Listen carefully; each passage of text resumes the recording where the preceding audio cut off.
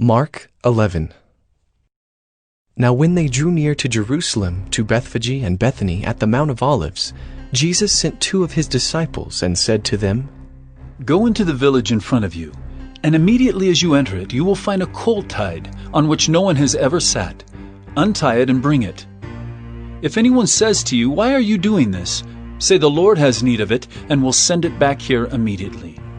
And they went away and found a colt tied at a door outside in the street, and they untied it. And some of those standing there said to them, What are you doing untying the colt? And they told them what Jesus had said, and they let them go. And they brought the colt to Jesus and threw their cloaks on it, and he sat on it. And many spread their cloaks on the road, and others spread leafy branches that they had cut from the fields. And those who went before and those who followed were shouting, Hosanna! Blessed is he who comes in the name of the Lord! Blessed is the coming kingdom of our father David! Hosanna in the highest! And he entered Jerusalem and went into the temple. And when he had looked around at everything, as it was already late, he went out to Bethany with the 12. On the following day, when they came from Bethany, he was hungry. And seeing in the distance a fig tree in leaf, he went to see if he could find anything on it. When he came to it, he found nothing but leaves, for it was not the season for figs. And he said to it, May no one ever eat fruit from you again. And his disciples heard it. And they came to Jerusalem. And he entered the temple and began to drive out those who sold and those who bought in the temple. And he overturned the tables of the money changers and the seats of those who sold pigeons. And he would not allow anyone to carry anything through the temple.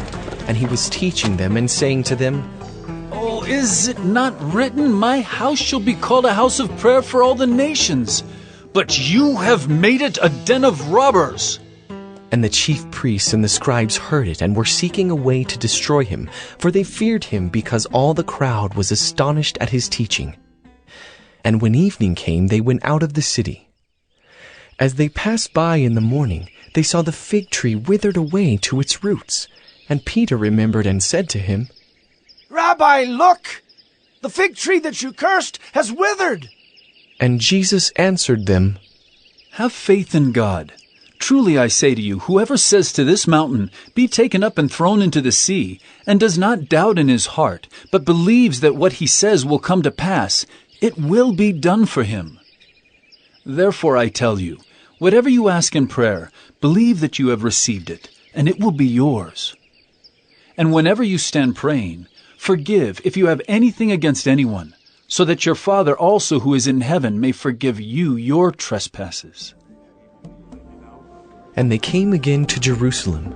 And as he was walking in the temple, the chief priests and the scribes and the elders came to him.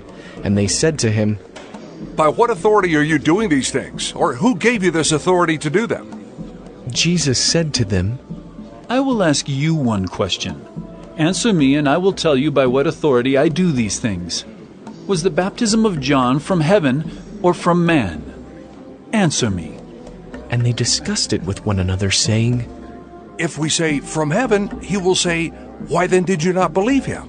But shall we say, from man? They were afraid of the people, for they all held that John really was a prophet. So they answered Jesus, We do not know. And Jesus said to them, Neither will I tell you by what authority I do these things.